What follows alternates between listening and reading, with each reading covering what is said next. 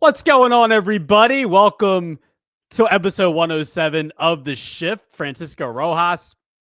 And it's been a minute. Haven't had a guest on the show in a while.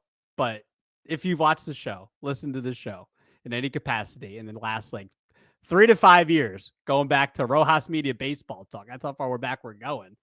And if you listen to the show before, you know this guest.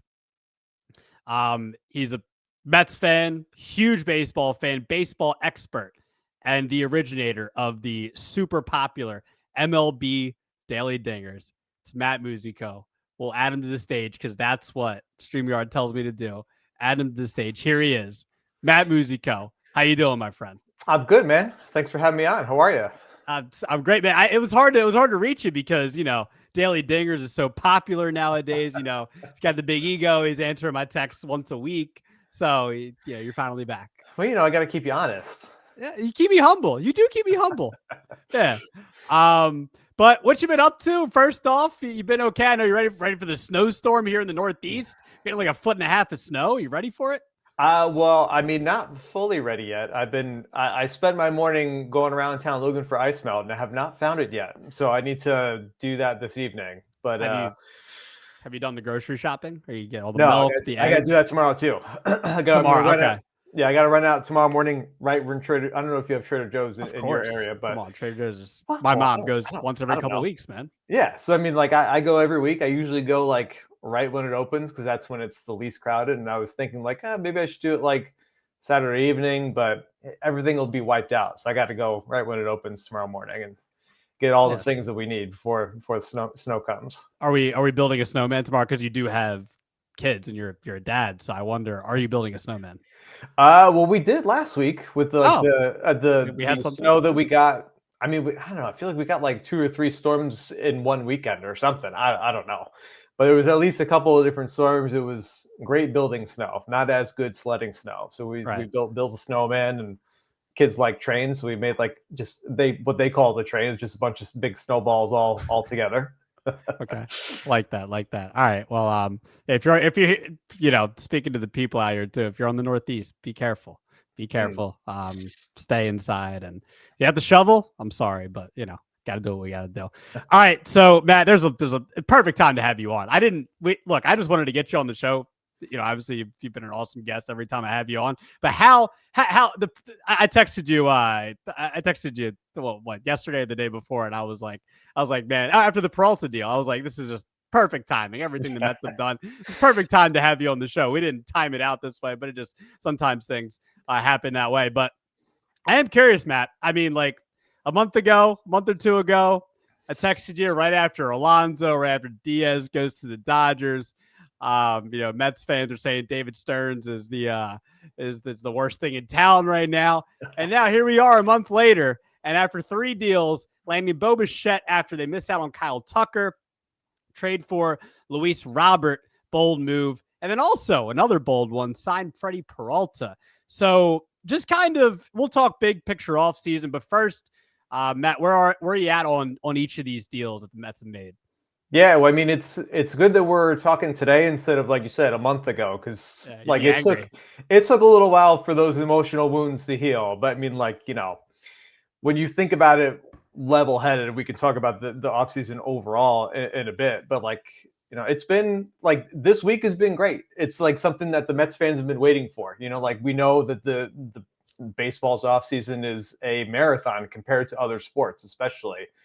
So watching Alonso leave, watching Diaz leave, and then obviously they got Williams and Weaver for the bullpen. I think they were both in December. And so you could, they were making those small scale moves. And then I think when we were texting around the time when Tucker signed with LA and then the Mets got Bichette, it was definitely oh crap. We need to move quickly and get something done. Cause they need to have some kind of lineup protection for Soto, or else it's going to walk 150 times a year. So I mean, it's been a great week. It's certainly, I think the excitement factor is back up. I feel Mets fans can see here's the plan. We've got ourselves a ball club again. So it was nice to see kind of things happen in a domino effect. I mean, it's not it seems like we'll get like one deal and then like we wait a little bit and then get another deal, and like to get 3 kind of in succession like that. It's been a great week for the Mets. Yeah, I mean, so you talk about the Bichette thing. By the way, it's not you're all excited, you're all happy. It's the complete opposite here in Philadelphia. I wanted lineup protection for Harper, for Turner and Schwarber, but big time protection for Bichette. So I mean, what do you? Because I also want to get to the whole Bichette press conference, which we got to talk about, because it's certainly a masterclass. Yes, definitely, for sure, professional Bo Bichette. But what's kind of what are your thoughts on the deal? I mean, it is an overpay, but did you think it was worth it?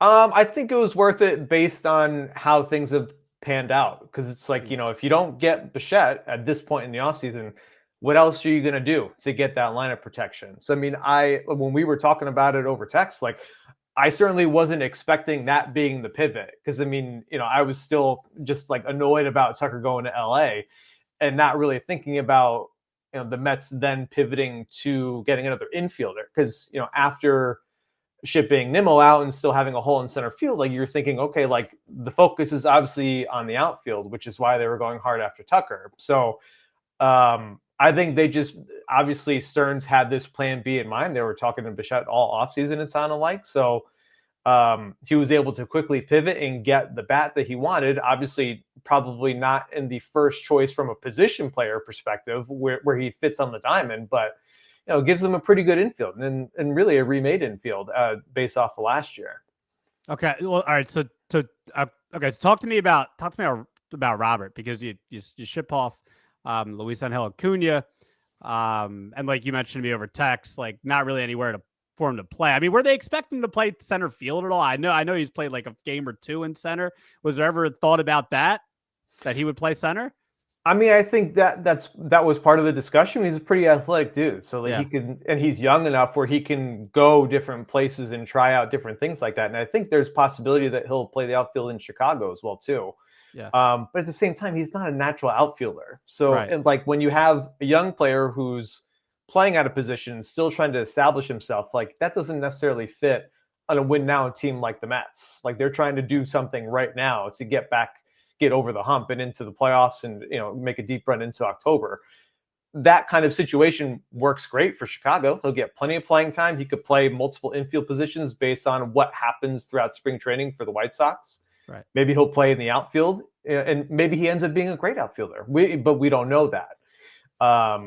So, I mean, I think it was always a possibility based off of his athleticism. But at the same time, I mean, I'm a big proponent of having, especially young players, A, get consistent playing time, and B, being in a comfortable position in the field, because while it doesn't always make sense, I feel like it helps them relax throughout the course of a game and be able to be on a level head when they're at the plate as well too. So right. I think that's probably one of the reasons why he ended up getting shipped out, because like at the end of the day, where is he going to play in the infield? Like, you want him to also be at least a little bit comfortable. Like, you don't want him to just push him out to being a full-time outfielder as well too. Sure, he could cycle in just based off like off days and things like that and getting some guys a breather, but at the same time, it just didn't really make sense for how the Mets roster ended up getting constructed over the last couple of months. Right. So, looking at these deals, Bichette, Robert, Peralta, Bichette, could opt out after this year if he has a really good year. Robert, I think in a couple of years is a free agent, correct? It's another club option, I believe. Well, yeah, right? Like he's owed $20 million this year, and I think it's a team option for next year too, with a $2 million buyout. So essentially, The Mets are taking a $22 million gamble on him, which for the Mets, it's a good gamble based off of his track record. Obviously, there are some risks with with injuries and not being able to stay on the field consistently, but he can field. He can play center field, which is something that they need. And so worst case scenario, he's like, a little bit better than Tyrone Taylor, but at the same time, if things go well, he ends up being one of the best position players on their team too. So It's a worthy risk to take. And if it goes well, they can, pay him another $20 million next year. And if it doesn't, they can just cut ties and move on. Yeah. Okay. And then Peralta, could be a free agent after this year. I wanted to say all that to say, so, Luis Angel Acuna, like you mentioned, the position thinks that makes sense. You move on from Jet Williams, and you move on from why am I forgetting? Brandon Sprout, correct. And these guys, very short-term deals. Peralta could be going after this year if they don't extend him. Bichette could be going after this year if he opts out. Are you comfortable with these moves? Are Mets fans comfortable with these moves? You know, them being such short-term deals. I guess we're looking at potential lockout next year. Like, what's kind of your thought process there? Yeah, I mean, it's tough because, I mean, you think about roster construction and you want it to be, from a fan perspective, a little bit more, you know, set in stone for at least multiple years, because you don't necessarily want to see the roster turnover so much from year to year. But I mean, with potential lockout and then also just a roster flexibility standpoint, I mean, I think this is how front offices would prefer to operate. I mean, we've seen at least Stearns over the last couple of years, he's very capable of kind of like rebuilding a roster with multiple holes. Outside of the Soto deal, I mean, I feel like he seems to prefer short-term deals to give the front office that flexibility to change from year to year, because we don't know who's going to opt out from other teams or who's going to become available and things like that. So I think it's optimal from an executive standpoint, not so much from the fan standpoint, especially like as people get attached to players and whatnot. But it certainly seems to make sense from a financial perspective with how the Mets operate these days, for sure. Okay. All right. So going back to David Stearns, now Mets fans were pissed about, you know, losing Alonso and Diaz and not really doing much this offseason so far. And now he makes these moves. How is he viewed by the fan base now? Are they loving him, or is it still like, all right, let's relax? Well, to be honest, I don't spend a lot of time on Mets Twitter anymore, because it's usually a pretty dark place for the most part. But I do think that, you know, you see these moves come out and you see all the comments coming out, you know, beneath the social media posts and things like that. It certainly seems as if people are gaining that confidence back in Stearns. It's like, oh, like this is what the plan actually looks like. Because obviously, you know, when like Alonso leaves and Diaz leaves and they trade away Nimmo and things like that, and then and you'll see like MLB Network posts like, oh, here's what the Mets lineup looks like with Marcus Semien in it, and it looks really bare and really terrible because there's no Alonso in there, and it's an incomplete offseason. You know that's not what the lineup's gonna look like come opening day, but that's what it looks like right now. So it's kind of almost like rage bait in the sense that they're just trying to get the clicks from Mets fans and get them riled up, which is frankly pretty easy to do. Yeah, it's not hard to do, but at the same time, I think he's viewed in a much more positive light right now. But then, of course, if things don't work out within the next 4 or 5 months, people will start calling for his head again, which is just kind of the nature of the job in New York as well, too. That's how it goes. So with all that being said, give me a grade on his offseason to this point. I would give it an A.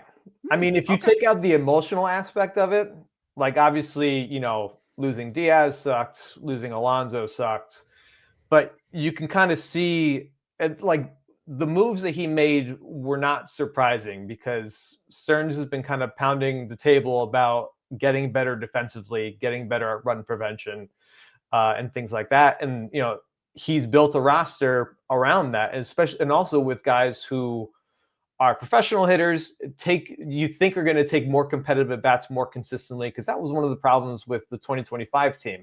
There would be spurts where, like, obviously there are going to be peaks and valleys in production, but there were certain spurts where guys just weren't having competitive at bats at all. So I think the mindset between the offensive approach and also being able to have a little bit more of a better defensive team is going to make them better than maybe some people are currently realizing right now. Okay. Expect them to do anything else. Now they've, you know, made some big moves here. Anybody else in the table? Framber Valdez, Zach Allen's out there. I mean, I was looking at the rotation. It's actually not. I mean, with Peralta, I think it actually looks there's some potential there. Do you expect them to make any other moves, shore up the bullpen a little bit, rotation, even the lineup at all? Like anything else you expect the Mets to do? I would think it's probably mostly depth signings at this point, or depth moves. I think the most of the heavy lifting is probably done. I mean, I'm sure they're going to stay opportunistic if something kind of falls in their lap from like a Valdez or a Gallen or, something like that. Or, if something happens with Skubal or something, like they're not going to like be closed-minded by any means, but I think it'll be, probably shoring up the bullpen a little bit. We kind of saw that this week as well too with who was it? Was it Luis Garcia or something like that? I can't remember who it was, but they signed somebody else for the bullpen within all these other moves as well too that kind of went under the radar just because the other ones grabbed more headlines. But it'll be stuff like that. Maybe some depth for the rotation as well too. I'd love to see Griffin Canning come back. I don't think he's been signed yet, and I know that the Mets have been chatting with him. But probably stuff like that, because we know now, especially from a rotation perspective, and Mets fans saw Jonah Tong and Noah McLean essentially like carry the load for the rotation down the stretch. Two guys who are good, but they're rookies, and you don't want to kind of put all your eggs in that particular basket. But you're going to need anywhere between like 8, 9, 10, 12 starting pitchers throughout a season. So having that enough depth for the rotation, I think, is probably, in my eyes, would be the most important piece of it. Okay, so if it is just depth pieces to sign here, and this is pretty much for the most part, the big part of the team, what should the expectations be for the 2026 Mets? Well, I think the expectation is to get into the playoffs, try and make a run. I mean, that's essentially what it is every year now, especially with the way that they've been able to spend money and how things have turned over since Cohen has taken over. They haven't hit his goal of winning a championship in 5 years, which, I mean, it's not surprising because, it's harder to do than it is to actually just say that you want to do it. But yeah, I mean, that's you have Soto in his prime. You have Lindor still, as a perennial all-star. That's your base. You want to get those guys into the playoffs as much as possible. Anytime you can't get into the playoffs with this expanded format, that is a failure, especially for a team that spends at the top of the food chain like the Mets do. So they got to get into the dance and then see what happens from there. Confidence level that can happen. I mean, I think, I think the Braves, I think, are being slept on a little bit. I don't think they're like a great team, but slept on a little bit. I think there's going to be some competitiveness in the NL East. And I promise I'm saying this from an unbiased standpoint. I still think the Phillies are the team to beat in the NL East. I think it's close, but team to beat. So, I mean, confidence level that happens, they get into the dance. Like, what do you think? I mean, I would say, I felt real confident last year, and then we saw what happened. So, yeah. I would say confidence level probably around like 60-65%. Because I mean, there's a, even with the expanded field, there is like an element of you never know what's going to happen. Like look at the Braves last year. People thought they were going to be a postseason contender, and they ended up, I think they were under 500 last year. So with everything that happened. But yeah, I mean, it'll be fun to watch. I mean, the NL East is always competitive, and I mean, it got a little bit easier without Mackenzie Gore in DC anymore, so that helps. Yep. But yeah, I mean, they should be right in the mix. I mean, even with as bad as they played over the second half last year, I mean, all they had to do was win on the final day, and they would have gotten in anyways. So, hopefully we're looking at like at least an 85-90 win team, which I think based off of previous years and the wild card participants puts them right in the mix. So, I mean, that should hopefully be what we're looking at. Okay, a couple more Mets questions here. All right, so you mentioned Skubal earlier. I know John Heyman, I think on the Bleacher Report, his live stream said within the last week that he thinks it's unlikely Tarik Skubal gets traded. Do you think there is a possibility that, Mets are loading up for something like that at some point this season? I am sure they've talked about it. Yeah.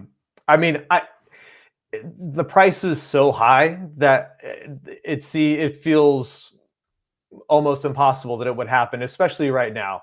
Maybe middle of the year, Skubal's having another good year, and then, teams are getting a little bit more desperate to get that last like real punch for the roster to get themselves ready for October. Maybe I feel like it's more likely midseason than it is in the offseason, just because it feels like front offices are feeling like a little more level-headed because they're looking at the season as a whole. We don't have a couple months of games under our belts to see what potential their team has and whatnot. But I feel like we saw the Soto pursuit from the Mets probably coming 1 to 2 years out before it actually even happened. You can kind of tell that was something they were looking at. And I feel like Skubal will be great in New York.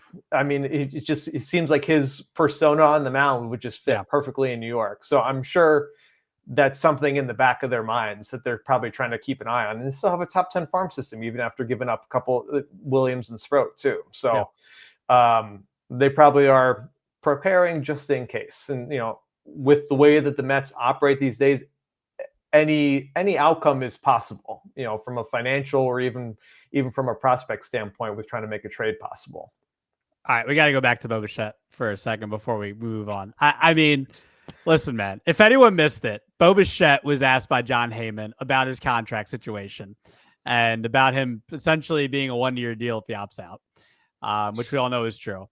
And, Matt, in the past, like a couple months ago, I don't know if you watched the A-Rod documentary that came out on HBO, and I watched that. And during his interview, his press conference when he signed with the Rangers, like clearly he was signing for the money. Like, he took the questions as a man and said, like, I'm happy to be a Ranger, stuff like that. And Bichette gets asked about his contract situation. And he just, it's like, he's like a little kid looking for his parent. And it's silent for like 3 to 4 seconds, dead air. Here we go. And then his agent finally answers, what are we doing? I'm not saying, I promise I'm not saying this is I probably am saying this is a bitter Phillies fan because we didn't get him. But what the heck are we doing, man? Like it's an embarrassment. I mean, yeah, I agree. I mean, it's like, it's how are Mets fans reacting to that? Well, I mean, like, I think everyone with a brain knows that, like, look, like, if this goes well, he's 28. You're going to be 28 years old. Sure. If he has the same kind of year, would he want to opt out and try and retest? Yeah, absolutely. Could he command 80 million plus in the open market if he has another typical year? Yes, of course you could. You're not telling me Bo Bichette's not sitting there rehearsing, knowing a question like that is going to come. And all he has to say is like, look, I'm happy to be a Met. Like, I'm happy to be here. I want to win with a really good team. That's all he has to say. And he was like, what do I say? Like, come on, man. You've been in the majors for 6-7 years. You've been it's not like Toronto's like, they're a big market. Like, it's not like you've never gotten a hard question before. I was surprised. That's all. Yeah. I mean, it's like, it's either him and his agent didn't talk about it beforehand, which I find common sense. I find ridiculous to even think about. It's like, obviously, like, you're thinking about this, like, you're probably going to get this question, like, let's talk about it. Or they talked about it and then, like, he just got caught off guard at the time that he got asked and then just like froze. But at the same time, it's like, come on, man, just like say something. Just you don't have to. Just the fact that he didn't say anything and like was kind of like deferred to his agent was weird. It's the fact that like he didn't like, even if he stumbled over his words and eventually just like, I'm just happy to be here. We'll talk about it next year. Yeah. Like, nobody would be surprised by that, but yeah, it was weird. I mean, look, he's the son of a former major leaguer. We all know Dante Bichette. Like, I don't know. I just found it odd. But yeah. All right. I do want to move on to a little bit. The big topic, obviously, in baseball since the Tucker deal, 4 years, $240. They signed. I thought they were going to maybe be a little quiet this offseason. Maybe the Diaz thing was going to happen. That was it. Boy, was I wrong. I mean, I guess only one more player, but it was a big deal. It was the biggest name on the market. Mm-hmm. I mean, what are your thoughts on the Dodgers making this deal? I guess I don't believe this. I know you probably don't believe it either. Couple of questions. Are they ruining baseball? And obviously the big topic too is, do we need a salary cap? Just what are your general thoughts on it? Well, yeah, I agree with you. Dodgers are not ruining baseball. They're working within the system that they have, and they're doing it pretty much better than everyone else. I mean, like, I think it was Nightingale said that, like, just thinking about the creativity that goes into Tucker's contract. He's getting a $60 million signing bonus, and he's only making what, like $1 million in salary. So like between him and Shohei, they're only paying them $3 million in salary, which is like a spit in the bucket for them, obviously. But it's like, any team could do that. like sure, like the smaller markets, the Pirates aren't going to do that. Clearly. Yeah, they're not going to, but they could if they wanted to, you know. And it's, you know, they're just being creative and still like striking while the iron's hot. And like, even though they've won back-to-back World Series, like it's not like they did it handily last year specifically. You know, they only won the West by 3 games, and you know it took Miguel Rojas and Andy Pages making moves at the end of Game 7 for them to even have a shot at winning the World Series. If it wasn't for those guys, none of the big name dudes that have these huge contracts that came up in those spots, like without them, they wouldn't have won again. So like, it's obviously, it takes a full team. You got to construct a full team, which is part of the reason why what the Dodgers are doing is so brilliant, because they're keeping themselves, they have the money to pay these guys in any way that they want, but the way that they're structuring it allows them to be able to have the flexibility to make those moves later on when they really need to fill out the rest of the roster, or get that, you know, that depth guy in the middle of the year that's going to help them down the road. Right. I saw between that and then the Peralta trade, I thought it was interesting because like the conversation about Dodgers rooting baseball is great, but at the same time, it's like, you know, the Dodgers are not ruining baseball. I saw someone say, it was probably on Twitter or something, where it's like, you know, what the problem is that a 97-win team from last year is trading their ace because they don't want to pay him, which is the Brewers. And it's like, that's more of a problem than the Dodgers, you know, compiling the team that they've compiled. Right. Well, I mean, it's like, you know, the Pirates potentially trading Skeens, or even the Tigers trading Skubal. Right.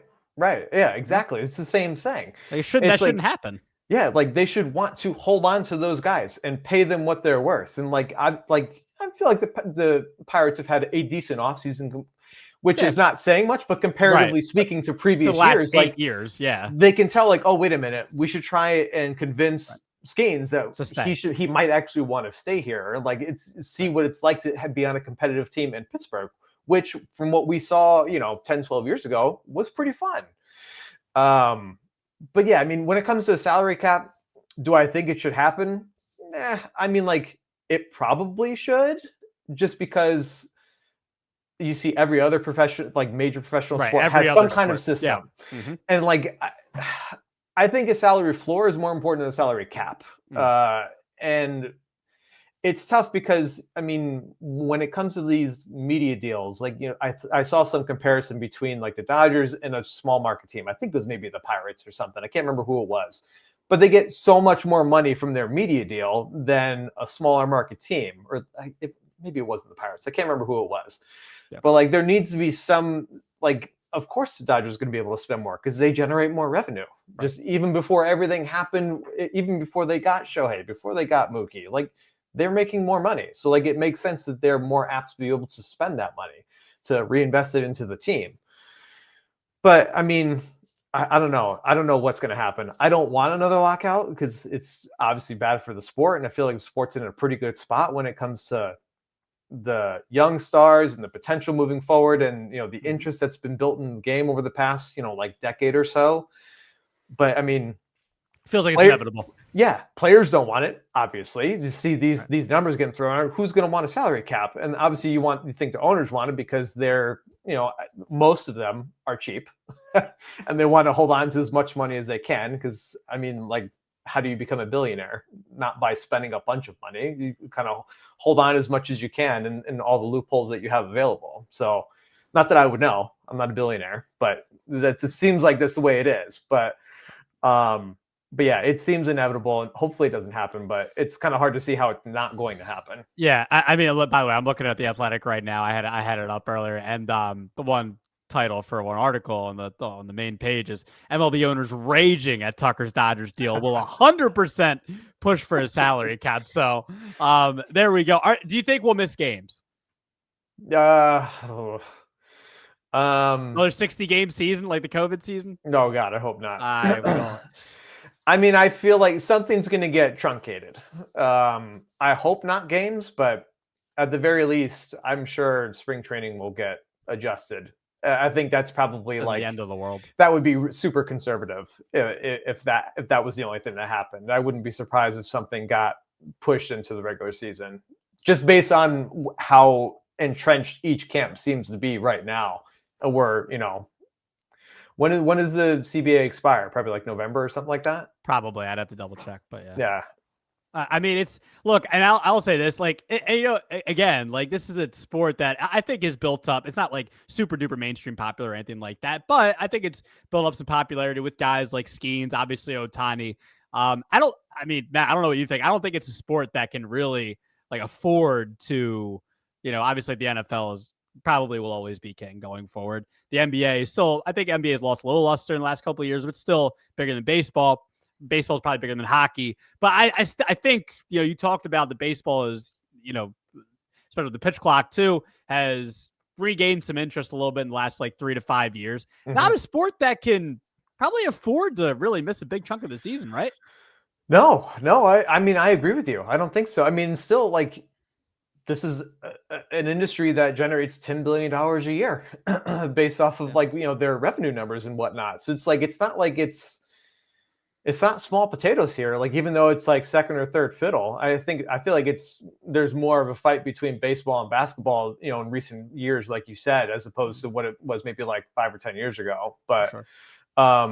But yeah, like they've made these incremental gains with like the pace of play and things like that. And like, I know there was like, a lot of pushback from some of the purists, but like, I like the pitch clock. Like, it keeps the rhythm going, and like it draws in that younger crowd that they're trying to grab. Because like, when you look at like the typical baseball fans, it's the age demographic is older. Dude, every Phillies game I've gone to, whether as a fan or covering it, like every game I've gone to, man, or watched, it's 6:45 start time. It's games are over like between 9 and 9:30. It's like kind of nice. You go to bed and game's been off for an hour. It's been ended for an hour. Yeah. Yeah, I agree. So yeah, I don't necessarily think they can afford.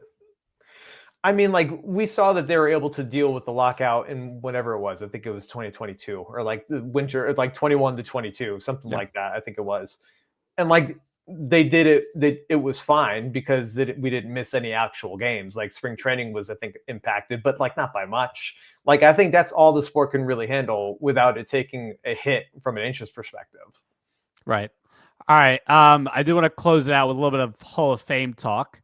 Now, Andrew Jones and Carlos Beltran both get in. I thought both deservingly so. There's an argument for Andrew Jones to be the best defensive center fielder of all time. Mm-hmm. Also hit 400 plus home runs, had a really good career. I thought he was deserving. Carlos Beltran, who was on some of those Mets teams I hated, but it is what it is. Dude, Beltran, 100% deserving all around, and really great baseball player for a long time. But I do want to specifically ask about Beltran because, Matt, he played for the Royals, played for the Mets, played for the Astros, played for the Cards, Giants too, Yankees a little bit too, Yankees as well. Yep. What cap is he wearing going into the Hall? Well, I feel like I think he's spent the most time with the Royals and the Mets. Like, he spent a little bit of time with a bunch of other teams. Like, I think Cardinals were a couple of years. Giants are probably 1 or 2 years at most. I think he was maybe only a rental because the Mets traded him to the Giants. Yeah. And Yankees, not more than a couple of years. And like, for all the things he did in Houston, we all think about, well, all of us who were alive during that time, that, his 2004 postseason, and then, but he only spent like that half season, I think, and then 2017 with Houston, I think that Beltran is probably one of the more underrated, maybe underrated. Maybe you could tell me if I'm wrong. More underrated, like, trade deadline signings, and like, I won't say baseball history. I will say like recent, maybe you could say history, but like the last like 25 years. Oh yeah, 100%. I mean, he was unbelievable for Houston, man. Yeah, he was. That was. I mean, it's still one of the best postseason performances we'll ever see. So. Absolutely. I don't know, man. It's a toss-up. I mean, like, you can see arguments for both. It's like, he came up through the Royal system and he was there for a considerable amount of time and kind of like cut his teeth there, as becoming the superstar that he ended up being. But then at the same time, he spent another great chunk of time with the Mets. I mean, he had the big contract, which looks like peanuts now compared to the contracts that are getting handed out, but still, it came in with all those big expectations, had the quote unquote terrible 2005. Just, it wasn't great compared to what people were expecting, but it certainly was fine. And then he came back and, had like that 3-4 year stretch. He ends up being, I think still, but if we look at WAR, he's probably the best center fielder in Mets history, I think. I mean, I haven't checked that recently, but I'm pretty sure if he's not the best, he's within the top 3 for sure. I mean, obviously, selfishly, I would love for him to go in as a Met. I mean, when I think of Beltran, I think of him as a Met, but that's because of my upbringing and my fandom. Sure. And you're close to it. And, I think it would be poetic just because, during his time with the Mets, I mean, it seemed like he was getting blamed for everything, kind of like how Lindor is now. He'll, like, when things go bad, he was the first person that they would blame. I think it would be poetic to have him go in as a Met and be like, hey, like, look, like, he's literally one of the best players we've ever had with this franchise. So it's a toss-up, and I'm sure it's kind of a toss-up for him too, which is like why he hasn't really given any inkling as to what he's going to decide to do, or his input, at least. I know he doesn't have full say, but I mean, hopefully they listen to him with whatever he wants. Right. I mean, I'm trying to think about, I don't know why I mean, are there players in the whole that have gone in with no cap, right? I'm trying to think. I believe so. I'm trying to think of who. There's no one that comes to mind immediately. I'll have to double check. But maybe there's a possibility of that. I would kind of side with you, though. I think he would go in as a Met probably. But look, 7 seasons with both the Royals and the Mets, so it's not like he even spent one season or more with either team. But yeah, all right, man. I appreciate you for hopping on, spending some time to take out your day. We've been trying to do this for a while. It's just been, you're a busy guy. I know you're the MLB Daily Dingers, celeb, so it's hard to reach you. Well, I mean, I appreciate you having me on, and this is always fun to just sit here and chat baseball, especially, spring is around the corner, even though a foot of snow is about to come. Dude, WBC, man, we're excited. That's true. Yeah, WBC should be a lot of fun. I mean, the Team USA looks stacked. I mean, all the teams look stacked. So, I mean, it's gonna be great. I can't wait. I agree. Team USA is unbelievably stacked. Yeah. Aaron Nola's going to Team Italy. Oh, yeah, I saw that. Yeah, I saw that. I mean, what are we doing though? I mean, everyone. I might as well play for Japan. Let me go.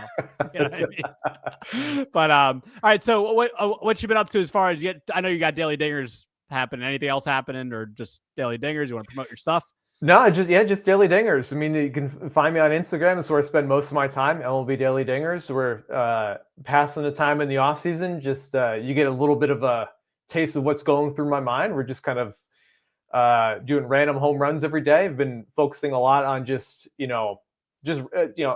dedicating a day to a single player, and just putting in 3 different home runs, and kind of just reminiscing, try and get a few different eras, maybe like different teams if they've been on different teams and stuff like that. So I mean, that's been a lot of fun to kind of pass the time with no actual baseball being played, and still grinding away on the blog. I mean, we're doing a lot of home run content, and also baseball card content as well too, which is something that keeps people occupied when there's no baseball being played as well. Okay, it's a special request, because I know. Did you see Chase Utley's Hall of Fame voting total this year? I did. That's your favorite player. You love Chase Utley. I know you do. Yeah, I certainly do. I mean, I wanted to ask you. I might as well ask you now. Sure. Do you really think he's that much more of a Hall of Famer than Jimmy Rollins? So I just did, and plugging obviously is on the shift. I just did a video a couple of weeks ago. I actually, in the beginning, I thought Utley was a Hall of Famer. I thought he actually just should be in the Hall. But I've actually thought about the last couple of years. I think injuries hurt him. I know his peaks and insanely criminally underrated.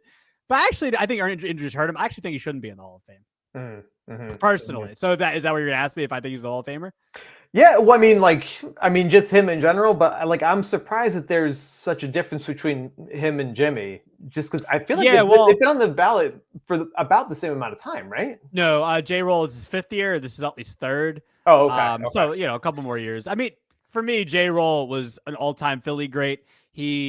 Longevity. There's something he said about longevity and accumulating stats. I get it, but I think J. Roll's got a 82 OPS plus for his career. I know he's got the all-time almost 2,500 hits, somewhere around there for the all-time Phillies hits leader. Has the MVP. I get it, but I don't think he's a Hall of Famer. I don't see how there's actually a contingent of people that think he's a Hall of Famer. But you know how it goes with, there's people that probably think David Wright's a Hall of Famer. I think me and you both know he's not. Yeah. He's not, right? No, he's not. Yeah, but I'm sure there's a contingent of Mets fans. He got up to 15% this year, or something close to that. I mean, that was Well, yeah. Well, look, man. I mean, like considering how everything happened with his career, the fact that he's stuck around on the ballot for what I think this was his 3rd year or something like that. Yeah, I know. Impressive. I mean, it doesn't mean he deserves it. That itself, I feel like if I were right, and like putting myself in those kind of shoes is hilarious, but like that would be gratifying to me. Just kind of like sticking around, say like 4 or 5 years. On the ballot, like 1,000%. It kind of like validates your career. Like even though it didn't go how you wanted to, like the fact that people thought that you're worthy enough to stick around the ballot for that long, I think it's great. Well, yeah, I was going to say that's the one thing I think that's great about the Hall of Fame voting in general. Even if you don't think a guy necessarily is a Hall of Famer, if he never gets in, I mean, it's cool to kind of celebrate their career and maybe appreciate them a little more than what they were appreciated for at the time. I think people have done that with Andrew Jones. Even Beltran a little bit. It's like you kind of look back at his career like, oh my gosh, like he was, I mean, a couple of Gold Gloves. He was really good defensively. Had that. Did he have a 40-40 season in 06? I forget. It was a 41 homers. He hit 41 homers. He didn't. It wasn't 40-40 though. Yeah, but I mean, you would feel like he would have been that type of player. Yeah. I think he was close that year. Yeah. Yeah. But yeah, we'll see, man. It's gonna be next year. You got Posey on the ballot. He's probably but so going back to the original thing about Utley.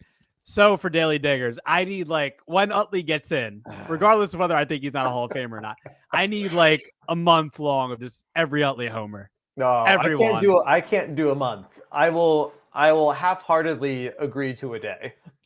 Okay, I need all the 09 Yankees World Series home runs. Everyone against the Mets. 5 of them, right? 6. 6 of them. Okay. Yeah. That ties the record. Yeah. So, but all right. Well, I'm putting that request out there. We'll see. I know some people that listen to the show, are probably Phillies fans too because of the area. But anyway, honestly though, man, make sure you follow MLB Daily Dingers on Twitter, on Instagram. If you have TikTok, he's going to be there one day. I promise. He doesn't love TikTok. I know he's an old man. I am. One of these days. You keep on trying to convince me. I will eventually break down, but I have not yet. Okay. All right. But appreciate you, man. As always, have you on again soon. Yeah. Thanks, man. I appreciate it. Appreciate you, brother. That was Matt Musico, though. And this was another episode of The Shift, episode 107. Appreciate everybody for listening. Make sure you follow The Shift everywhere on social media, all that good stuff. I'll talk to you guys soon.